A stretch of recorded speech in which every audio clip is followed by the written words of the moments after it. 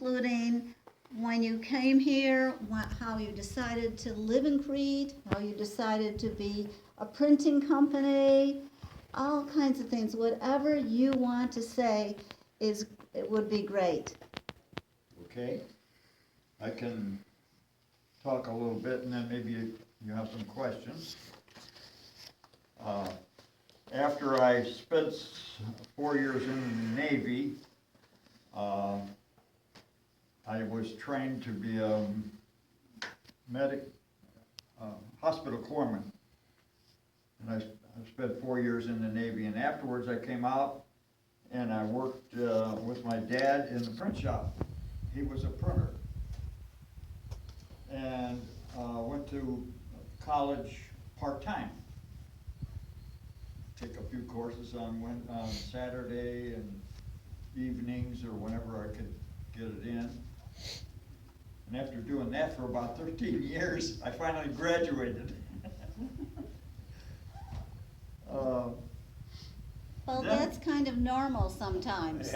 Yeah, especially back, when was that, in the 1952 was when I 52? joined the Navy, and I was out in 56. I went to Roosevelt University. Uh-huh. And then Ruth and I both became teachers after she graduated and I graduated. And I taught a couple of years in Alsip, in the grade school there, and then I got a job in Sauk Village, and I taught all the elementary grades there. I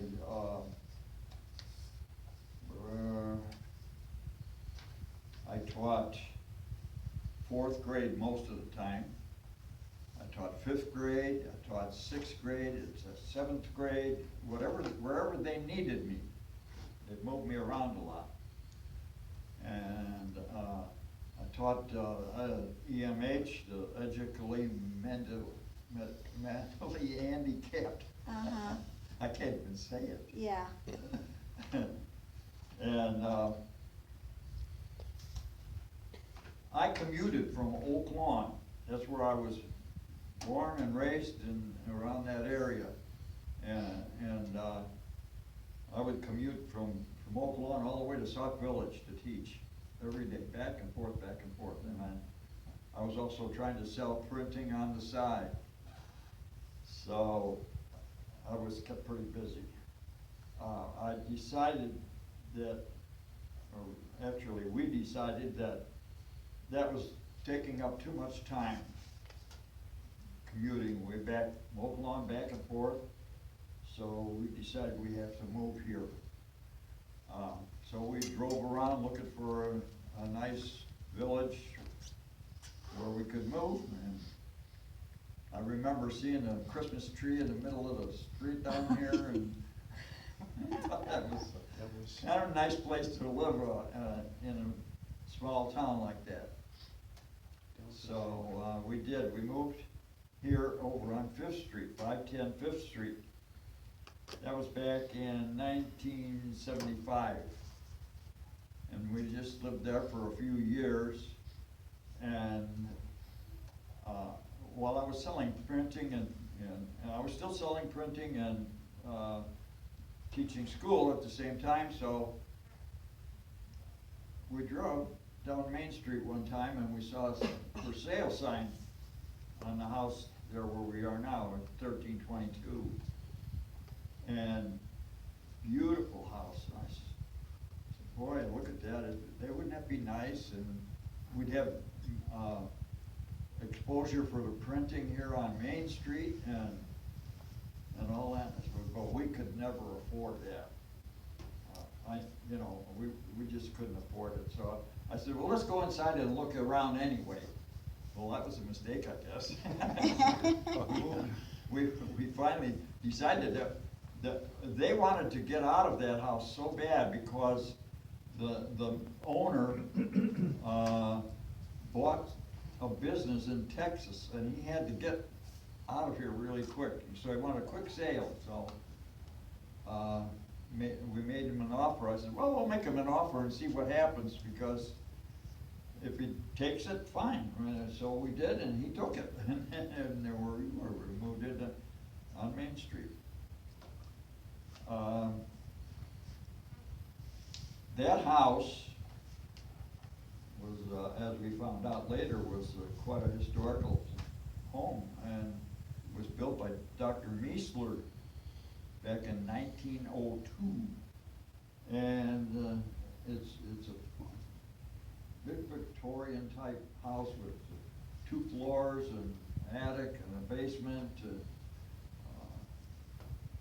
I guess because he was a doctor, he was able to do a little more with his house than some others, and so he had running water. And I talked one time, I met Eric, his son, and he talked with us a lot, and he sat on our front porch with us and told us about the house. And I noticed that there was little tiny pipe sticking out of the roof, and he told me that that was for gas lights. So that apparently they had they could drop that down and had a lantern or something there. He told me that they made their own gas. I don't know how that is, but that's what he told me. And they also had running water, which most of the houses did not have at that time. He said that one of his chores was to pump the water into a cistern or something that they had up in the attic, and by gravity, then it would run down, they could have running water. Interesting. After we lived there for a while, I noticed out in the back, by our back door, basement door, there was a big slab of concrete. I guess it was concrete, I don't know, it looked like it. About this big, so about that high. And I don't know who told me, somebody told me that that was a stepping stone that used to be out in front by the road, so that they could step up on that and get into their carriage. And Dr. Meisler has his name engraved in that stone. Wow. That's why I knew it was something special. It wasn't just some stone sitting there. So, and that was kind of interesting. That house has pocket doors to slide in between the rooms, the dining room and the living room. Same thing upstairs, there's pocket doors up there. There are 2 china cabinets built in the dining, one in the dining room and one in the kitchen.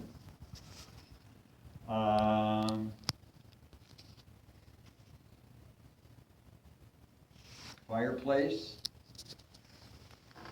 which has some nice decorative stone that you were telling me about.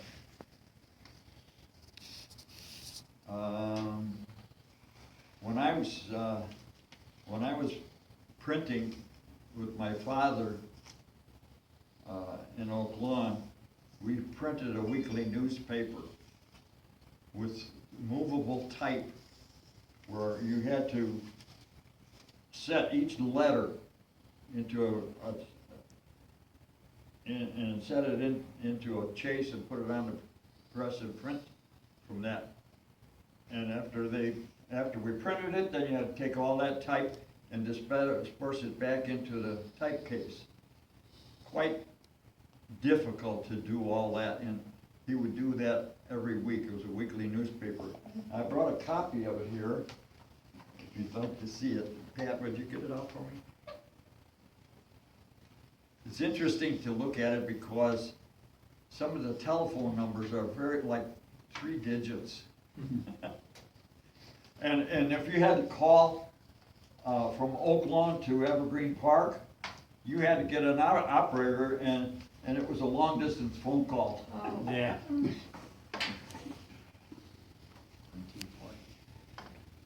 When did you buy your home? The home you're in now? When did I buy that? Yeah. It was 1977. Mm-hmm. 1977, yeah. 474. Printing like that just takes hours and hours, and I can't imagine doing a whole newspaper. We got pretty weekly. good at it. And there was something on Channel 11 about printing, which I found very interesting. If you say, I had no idea about the wood that they sometimes use for typesetting. The wood? They, back in the, Oklahoma Reporter. it was in a movie, and it was with the wood that they used for, some of the typesetting before they came out with the metal. Yeah. We used to, like for someone's logo or something like that, they would have to make a zinc plate. Take a picture of the logo, and then with the negative, they could shine a special light into that, and they have a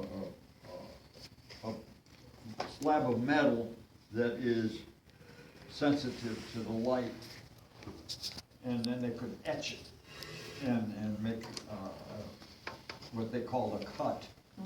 And they put that in there, and but the words were all set in individual type. Well, I know where it was. I went to Wisconsin, and there was a place there that had printing, and it was a whole factory, and that's where I found out. I thought it was Channel 11, but it was at this factory in, I think it was in Two Rivers, so it was really interesting.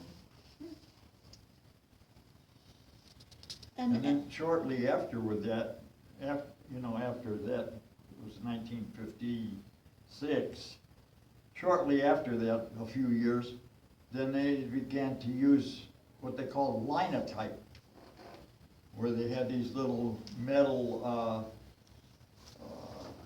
things that would drop down, and they could make a slab of type, or a whole line instead of each letter, where there'd be a whole line, and they could put lines of type, and then that was much faster.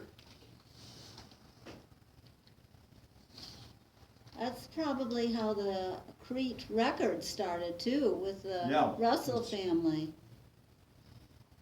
Part of it, yes. Wow. Well, the original letters, when you first started, they had to be put in backwards. Is that correct? That always intrigued me. Oh, yeah, I learned how to read backwards and upside down. That's what I was gonna ask. When you hold the stick and you're putting the type in, it's upside down. So you can read from left to right, but it's upside down and backwards. 40. Boy, How long did it take to get that skill? 6 months, a For month? what? To be able to read upside down and backwards. Oh, pretty quickly. Pretty quickly. I mean, because, well, the type is in a case, and the letters are all in certain places. They have little slots for each A, B, C, so you begin to pick it up, and you know that, but you still can read it. Yeah. Yeah, it doesn't take long to read it. So when did you start Merideth printing? Did you start it before you came to Crete? Yes. Uh-huh. When I was in Oak Lawn, I wanted to kind of take what the selling of printing, what I was doing, I wanted to make it into a business. And I was talking to some people, and I said, well, I don't know how to make, what name should I make it? I said, well, just make it Merideth Enterprises. So that's what I did. And then in Oak Lawn, the telephone numbers started with garden, G-A. And I figured out that I don't know if it was Neptune or Garden, I forget it now, but the telephone number in the same hole was M and E. So I took my phone number, I tried to make it M-E. So that's what it is. Oh, yeah.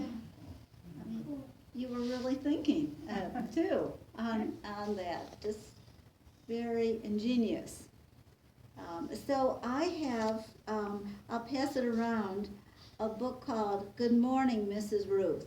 Oh, yes. Remember when I was talking to you about it, I have different things, and both, I mean, you were very involved with, too, what Ruth was doing with the Hmong people, right? Yes. There, could you tell us a little bit about that? Yeah, well, Ruth started teaching the immigrants from Laos, because there were a lot of them here in this area, and they couldn't speak any English. And she saw an article in a newspaper somewhere that there was a professor at Governor State that was teaching those people. And Ruth was interested in it, so she went over and talked to her and got a job teaching what they called ESL, English as a Second Language. And so she taught them the Hmong people and the Lao. And later on, there was some Mexican, there were some Chinese and Polish immigrants, quite a different group of people there. And I started teaching some of them too, which was a little bit later on.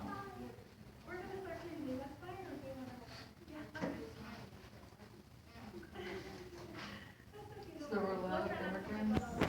I'm sorry? What year were all these immigrants coming in? Oh, I don't know. Maybe there's a clue in that book. I don't really know. It was when they had the war in Vietnam. 60s.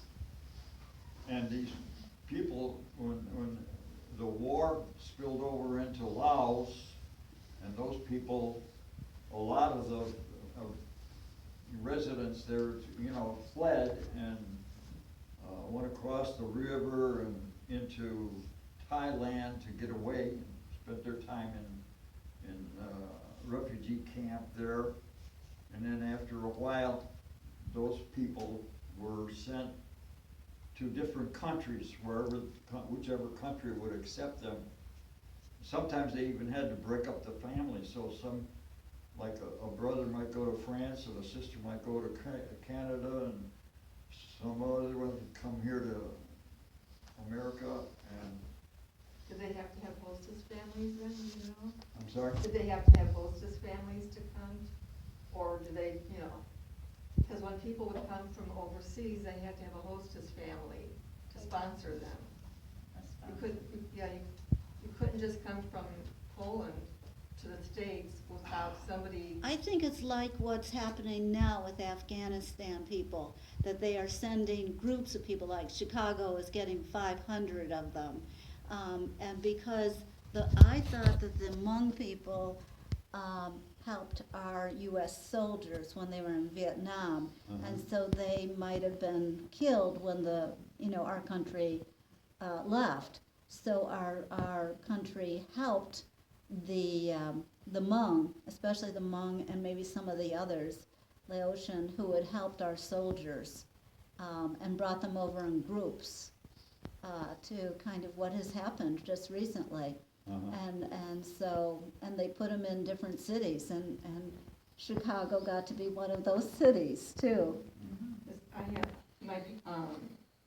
I'm Polish, and I have family that was in Poland, and they had to be sponsored. So my grandmother sponsored them to come here, and they had to have a job before they could come. Yeah, but I think this was a little, the Hmong and the Laotians who helped them, they knew they were, there was an X on their back, you know, there. So they brought them over in big groups to the U.S. And so, and There was a pretty good group here. yeah. And they lived in Arbor Trails, and they pretty much lived together, you know, in these apartment buildings. Well, they really couldn't get a job without knowing the language. Yeah.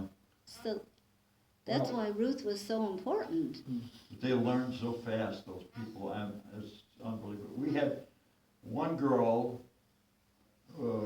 she was just, I don't know, maybe 19 years old when she came here, and Ruth befriended her, and she actually lived with us in our house.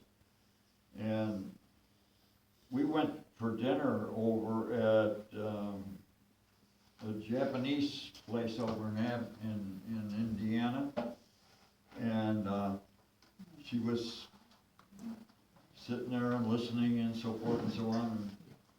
And we said, you know, we were trying to find a way to get her a job, and the owner heard us talking about it, and he gave her a job as a waitress, because she looked Oriental, so she could work in a Japanese restaurant. Yeah. So she came home with the menu, and we're trying to say the words so she would understand what's going on. It was a little difficult, but they managed. Oh, that was wonderful what you and Ruth did to help them people. We had a couple of different people who lived with us. One of them was a doctor from Vietnam, and you would be really surprised how fast they learn English when they live with you. Mm. It's just, they find it, yeah. He told us stories about how he escaped from Vietnam. He had spent some time in the prison camp and all that. And then when he got here, they would not recognize him as a doctor because he didn't have his credentials, and the communists wouldn't send them to him. So he had to go to school, and we had to help him get into a college, and he finally became a what was it? Was it not a medical doctor, but another?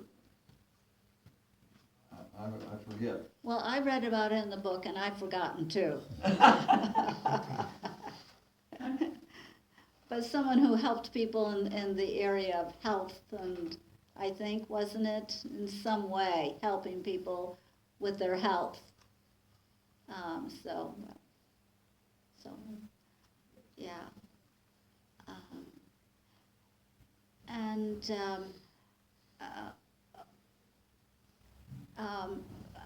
I also read in that book that you and Ruth stayed in contact with them, and you went to their weddings too. Yeah. Which you became part of their family, and they became part of your family too.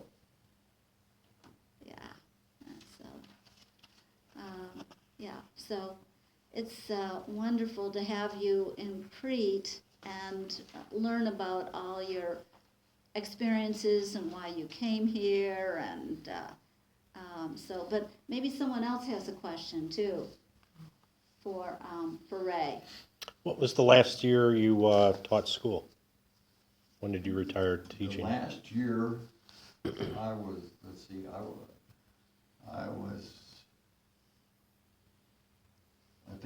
57 years old. So I don't do the math, but I was 57 years old, and Okay. they were trying to get the older teachers out and hire some younger teachers, because the older teachers were making more money, and they could hire younger teachers for less money. So they were giving us a bonus to quit. And I thought, 1988? Okay, 1988. And that was in Alsip? And, yeah, it was 1988 is when I left there, I guess. You taught school in Sauk Village? Is Yeah, that- Okay. What school at, in Sauk Village? all of them. Oh. Rickover, Cat's Corner, which now is not even there anymore, I guess. No, it isn't. Way out in the Yeah. countryside, and, Strasburg. Didn't you teach at Governors? I taught, beginning computers at Governor's State, and I taught computers at South Suburban College as well. And that was after you quit teaching or during that time? I think it was after, because I had to have my master's degree, and I got that late, Mm-hmm. and I think, yeah. Well, it's interesting to me that, and I'm not much of a computer person, that you started out right when computers must have been starting out, you know, with, and developing too. So you must have gone right along and learning as the other, with Yeah, you more have to keep computers. learning because it keeps changing everything. Yeah. I have an old Model 1 Radio Shack computer. where you put the floppy disks into a drive, Uh-huh. and that has the commands on it. And then you had another drive where you would save the files. That's way back. Yeah. Is that a Tandy TRS 80, maybe? Yeah, they call it Trash 80. Yeah, that was a popular I one. had one of those, so Yeah. I remember that. It's like very Commodore well. 64. There was Yeah. only so many out there back in the day. If you still got them, they're pretty valuable. Oh, yeah. You still have yours? I have it, yes. My drive doesn't work very well, but it probably needs some work or something on it. But I haven't used it in years. What do you use now? Now, Yeah. it's, I don't know what it is. It's a computer. We can say it's not Radio Shack. Yeah, Yeah. yeah, we're pretty sure of that. But when you taught in Sauk Village, Yes, yes, please. This about Ruth, I remember one time she was telling me about these, I think it was a Laotian mother, real young, and she had a real young child, I don't know if it was actually a baby, I think it was a baby. And she come over to Ruth with tears in her eyes, because the baby was sick and she didn't know what to do. And I'm thinking of all these Afghans now that are gonna come in the country. They're not gonna speak the language, they're not gonna know where to go to a doctor, they're not, you know, Right. they're gonna need a Ruth. Yes. Yes. Yes. And then after Ruth was talking to this lady, Ruth figured out what was wrong. Because Ruth asked her what kind of food is she giving her and so forth, and I guess it was something that was concentrated and was supposed to be, and she gave it to her without diluting it. They don't know, they can't read the labels. Made the baby sick. I also read in the book that Ruth, I mean, you helped Ruth in this too, and with the people that had come over to the U.S. But she has, first she was teaching at a church that you went to, and then she had to move to another place and another place. Yeah. she went wherever they lived. Mm-hmm. Had small classes in some community room or where, whatever they had, or a church. Yeah. Also, Ruth did poetry. I'm sorry? She did poetry, Oh, yes.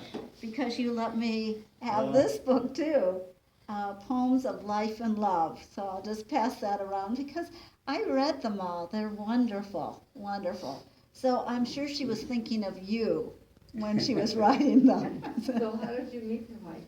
I hope so, anyway. How did you meet your wife? How did you meet Ruth? How did I meet her? At a Youth for Christ meeting. Where a bunch of young people were together and, yeah. How old were you when you and Ruth married? I'll tell you, they had to get permission. I was 20 and she was 17. Ah, uh-huh. And back then, I think it was 21 that, wasn't it? I don't know. You get a marriage license? Wow. Well, yeah. So Did how you- many years were you married? Total. 67? Yeah, probably. Wow.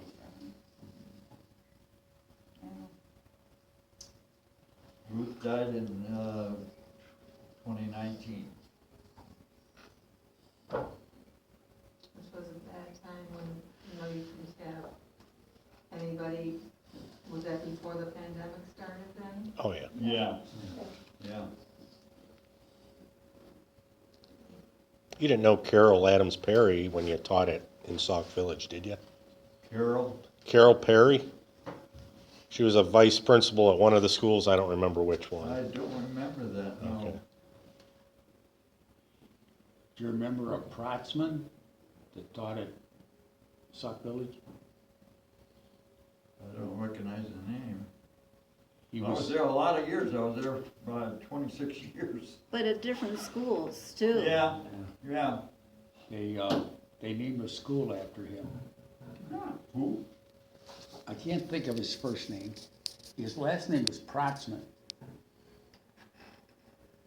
No, doesn't ring a bell. No. The school they named him after was north of Route 30. By Rickover Yeah. could be was named after a general, I think. Rickover. That's where Carol Perry worked, too. Hmm. Name rings a bell. So people, first I want to say thank you for all the help that you gave Chuck Eckel to do our membership cards. They Oh. are wonderful. Yes. It was, yeah, instead of just a plain card, you have our, some of our history by the pictures that you put on them too. Oh, thank you. Yeah, that was wonderful. I'm sure it was, you and Chuck worked together on it. Yeah. Yeah. So, so are you still doing that kind of thing, or what do you Yeah, yeah. do? Do you do it all through your computer now, or? Yes. Uh-huh. It's all, I think everything is done on a computer now. Mm-hmm. And where do you send things out to get printed, or how it prints out from your computer? Some things I can print right in my own office. Others I send to various numbers of places to have them printed. It depends on what it is. Yeah. A lot of places specialize in certain things, like one place might specialize in envelopes, and that's all they do. Another place might do business cards, and that's all that they do, and they can do it cheaper than I can do it, even, and better. So, that's what we do. They take it, and because they have so many orders from all over the country, they gang them up on one sheet of paper and just print them. Every time they press goes through, it prints maybe 25 or 30 orders. Oh, So, but you talk to your customer and then you help design it through the computer? yeah, yeah. Now, what, Some things then I could print right on my own computer. Just depends on what it is. I printed, the poem book, like that, I printed that. Hmm. And, the Good Morning, Mrs. Ruth, I sent that out. Mm-hmm. I composed all the words and stuff and put it all together. And then I just had it set by printed by a book company. Yeah, I have a question. Yeah. About what decade would the computer have taken over the printing layout? It was gradual Okay. because, yeah, there were computers back in 1960 to, even before that. The crude kinds of computers were way back. Mhm. And, yeah, they just kind of evolved, and as people began to see what it can do, then they began to use it. mm-hmm. So are you ready to, get to, learn a new computer, or are you? I've been thinking of taking a course in design and graphic stuff, but I don't know if I will, but I've been thinking about it. Mm-hmm. I don't know if my brain can hold anymore. Are there any other questions? So if you do decide that that's your Prairie State that you'd be going, because I know Prairie State for seniors have free classes. Yeah, You pay for the books or whatever your flat fees, but otherwise. at Prairie State. Mhm. So when you were growing up as a boy, I mean, you were helping your father too in printing. Did you have any intuition about what you wanted to do in the future, or what was growing up like? I mean, that was in the 1920s, 30s that you grew up? Yeah, I was born in 31, so. Uh-huh. I remember remember World War II, and some of the things that were going on there. The rationing, and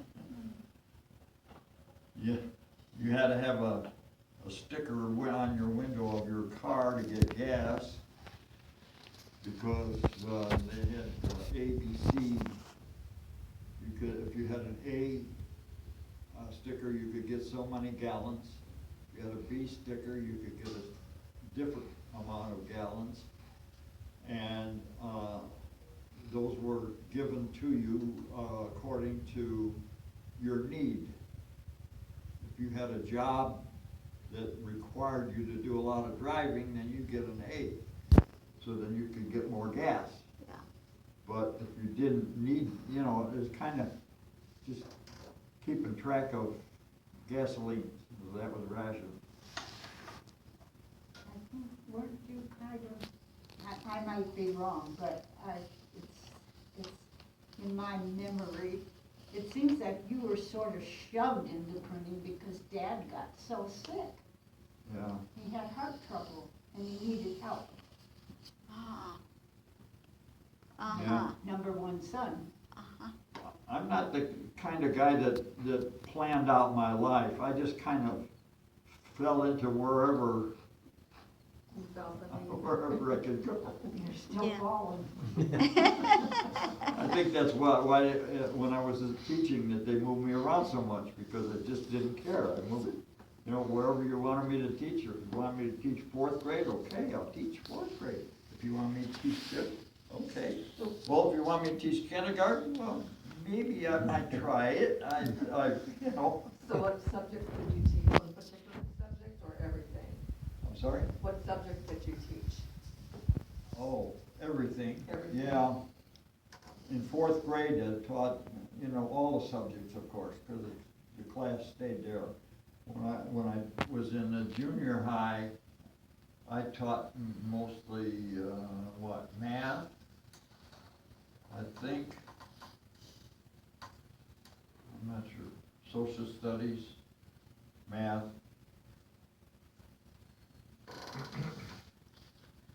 So do you remember what your first car was? My first car? Yeah. I had a 1934 Ford, I think it was. And how long did Sure, that yep. last? Clutches. Yeah, Yeah. Then after that, I had a 1938 LaSalle, which was really a nice car. It was made by Cadillac. And it was an opera coupe. Coupe. So, and it was like, it was a was it a V12 engine? It was, the front of the motor area was real long. And then in the back, it was, there were two seats in the back, pull down, or you could pull them up and use it for storage or whatever. So that's why they called it an opera coupe. Did you have to get a driver's license, or what did you do to get a driver's license Oh, back then? you had to get a driver's license. I'm not sure what I had to do, I can't remember. But I'm sure there were tests or something. How old were you when you started driving? I don't know. Probably around 16, I suppose, I don't know. Or 14. Yeah. Yeah. Any other questions? Yeah, Ray, it was Roscoe Protzman. He drove from Rocco up to South Village to teach. That's a haul. What was his name? Roscoe Protzman. Was a first cousin of mine. Ronson? Roscoe. Roscoe Protzman. Protzman. How do you spell it? Protman.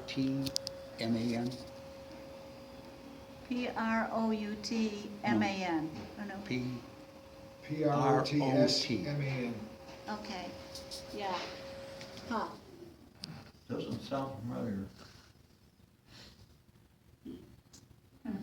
But I've had that, a lot of happen, you know, before, where people, say so-and-so was there or whatever, and I maybe taught in a different school or You probably something. crossed paths and didn't know each other either, so, you know. And over time you forget. Yes, that's true. Now, was Cat's Corner, the school there, was that a one-room schoolhouse, or was that a bigger school? It used to be, I think, probably, but there were several rooms in there when I taught Okay. there. I taught fifth grade out there. And I think there's a church on that area now. Where is that located? Burnham North to a block south of Sauk Trail. I don't know that road that goes east-west. 221st, I believe. So you take Stager to Burnham, you know, you go Okay, north yeah. on Burnham. Yeah, I yeah, think there is a church over there. Mm-hmm. yeah. And that northwest corner there is. Well, we thank you both for coming here. Thanks You for can, inviting if me. you want, you can stay, we have a little show and tell too, Okay. all right? But first of all, I'd like to say this has nothing to do except for these members. I was yesterday, oh, you're taping this. At the farmer's market, Yeah. and there was no one there except me, and it was raining, snowing again. And I sat there in the blistering heat and the sun, and then it rained and, I was there and I didn't see you. really? Oh, come on. Where were you? Yeah, I was sitting there eating pizza. Yeah. Where were you? Were you really there? Yeah, I was really there in the pavilion eating pizza. Oh. Cut that out. No, but they had very few people there. I mean, Yeah, it no, was I getting remember that. smaller. Winding down. Yeah, well, I think this is the last one. That was the last one. So this is World War I Army uniform. Back in my office, we have the pants, the belt that goes along with this. This was Alfred Bremer. His uniform, and so his grandson donated it to the Historical Society. I'm not quite sure, a friend of mine was going to try to find out what this signia meant. That's very unusual, It'd probably be his unit. okay? And I'm not into the thing, is this like a private? Oh, it's a hash mark. Oh, yes, oh, okay. The bottom one is years of service, Uh-huh, I believe, and the red one is a private. oh, okay, all right. Great buttons, heavy wool, very heavy wool, if you wanna Oh, feel it, yeah, very heavy wool. Wool. Yeah, definitely. That's real wool. Yeah, heavy. The shirt itself is all wool too. Oh, you know, wow. But not quite as heavy as this. So, yeah. That bottom one could be just a design of the uniform too. This, Yeah. ah, okay. Yeah. Did you say what war that was? World War I. Yeah, World War I. Before your time. Yep, before my time. Yeah, and I brought a couple more things.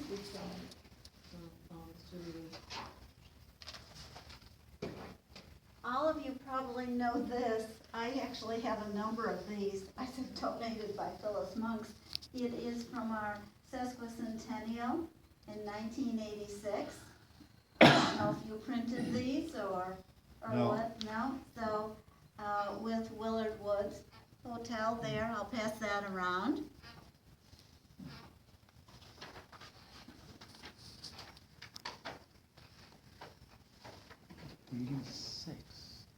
I bought this at Neil Miller's estate sale. It is the abstract for where he lived, or as you see, where Dr. Miller lived. This is his house right here. It's over on Milburn. Wanna see that? And this is when you sell your house or you buy it, you do not get the same kind of abstract as this is. It goes way back to Willard and Diantha Wood, and even before them, it talks about the guy, I forget his name now, who in fact bought this property, and Willard and Diantha had to buy the property from him. It's the beginning, actually the beginning, all of section 9. It's unbelievable what you know, everything, and they went into great detail as they examined the title over in Joliet. Yeah, this is, all of these three are in regards to that property. So, from where Dr. Miller lived. That's on Milburn? Right. Okay. I'm not sure, but if this is a picture of Alfred Brever or not, I can pass this around. That might be him. I'm not sure. The Historical Society is now an owner of a Crossley radio, a big stand-up one. It's beautiful. It's up in my law office there, but it's in beautiful condition, and it's, I've been told by Neil Miller, I've been in touch with him, that it works. I haven't plugged it in yet. Maybe our next meeting I'll bring, it's this high, and it's all tubes in the back of it. So I've got all the information. I looked at, Philco had radios and everything, but this is a Crossley, and it was based in Tennessee. It was a Crossley company. So a whole lot of information. Even it shows in here what kind of tubes and everything. It has all that information, yeah. So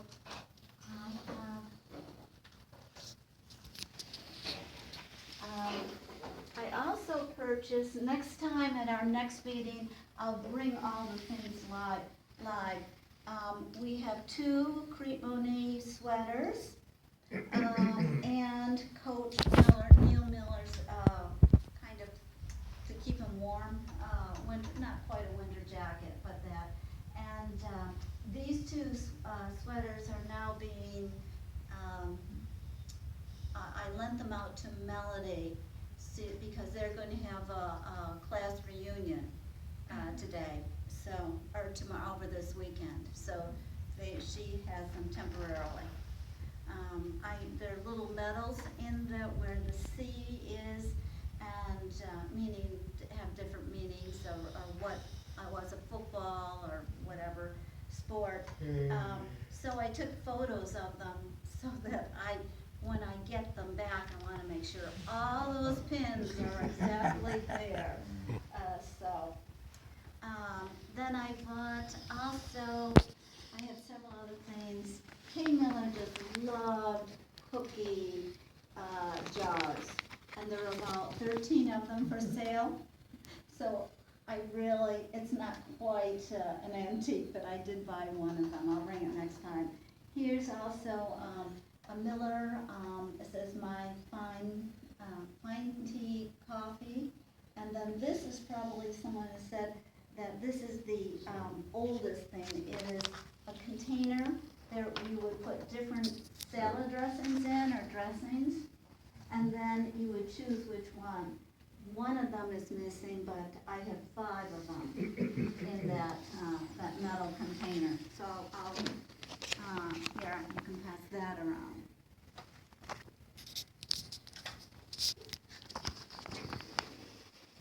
We also, as most of you have noticed, we have a piano, an original Steger piano. It was given to John Valentine Steger, who started the Steger Piano Factory in Steger. When his daughter married, it was a wedding gift to his daughter and son-in-law. And it's been in the same family for many years. And they called and wanted to know if the Historical Society would like it. And I said, we would love it, but we have no place for it. So they called Mike Wacar, and he, thank goodness, said, yes, we'll have it. So it is a beautiful piece right there. And in the Voiceland, Chicago Voiceland, or Southtown on Voiceland, there's a whole article about it. It starts out showing the celebration from Steger, but then it goes on immediately to talk all about the piano and John Valentine Steger. So they had a factory in Steger, in Steger, Steger. yeah, yeah. I wondered if, in fact, why Steger didn't take it, but I was told that Steger, different people have an original Steger piano already. And I'm not sure if Steger has a historical society anymore. They did a couple years ago, but I don't know about it. They do, because they're gonna even have something that's coming Sunday. Oh, really? Okay, Yeah. great. In Stager, at the old Plainfield Bank, the piano, they have, at least it was there a month ago, that's where it's on display right now. and they have it kind of roped off, but it's, Is and it they've got, one like this or Uh-huh. a brand? Yep. Yeah. Mhm. very beautiful. It's all nicely restored or all original, I'm not sure which, but it looks good. Yes. So I think that's about it. Someone also gave me, this Peterson's Ladies, National Magazine. It's not in very good condition, but it shows a lot of the dresses, that they made, there back then. So, That looks fragile. it is, but it's, here's some of the men's coats, right there, that they had. It's interesting to look at, but it comes in, it's in about 4 different parts. So, if you wanna look at that, it's there. So that's basically what I've been collecting. Does anyone else have anything more that, no? Oh, I found the That's fine, insignia, yeah. but I can't When we read were what in it New Orleans, says. Oh, we went to the okay. archives, Magnifying and glass. they I have discouraged glasses the that I can put on notes maybe. when you look at the old newspapers, because the oil on your fingers really doesn't affect paper. But the chemicals in cotton gloves often I tried does. to enlarge it, but it, Oh, So yeah. it they makes will it tell more you blurry. that if Right. you, for some reason, if you wanna use gloves, you can. I need a magnifying glass, They there. encourage you Magnifying to chip use there. variants, because again, the oils in your hands are far less effective on Some of the different ones, but it shows like. Those are all from World War I. Yeah, and it shows like And France and the Belgium. chemicals Right, in and that's today's what I'm white thinking, gloves. that's nothing I but thought that was really weird. Yeah. It is. But, Yeah. yeah, because they got signs up where they say, may use gloves if you're light, we discourage I And it also use says from the our 90s. hands. Yeah, but if you're walking Yeah. from the room, Yeah, maybe. Well, we were there at a jazz festival, but You're there's a lot of jazz stuff in the library, so Alfred Brunner. stuff. He lived out on, Documentary. Exchange Street, Okay. in that small little house. Of course, with his I jazz, haven't been over there, I'm not sure if it has come down or what, so. it was a pretty awesome tour, but I was really surprised to find the archivists don't like gloves. Yeah. Oh, cool, okay. That sounds like fun. 1996, I think. Well, we are going to go into our business now. You can stay or go whatever you want. Well, it's pretty open, but we want to say thank you to both of you. Thank you. And of course, it's dark out, so please be careful as you exit. Okay, Carol. Yeah. Carol, did someone control? Yeah. Yeah. Yeah. That happens. Yeah, let me just move that back, and you've got this too. There? Got it? Okay, thank you so much. Thank you. Very interesting. Thank you. It was very athletic, so we had a number of green berets.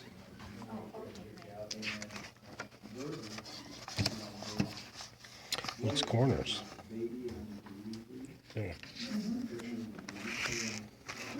You'd be interested. Yeah. Completely. Say Woods Corners right I there. know, you can take it and look at, you know. Okay, cool. If it was carrots, they put carrot. If it was peas, they put pea. If it was, tomatoes, they put tomato. I guess we can conclude the video here. Baby food had a taste of the baby. But,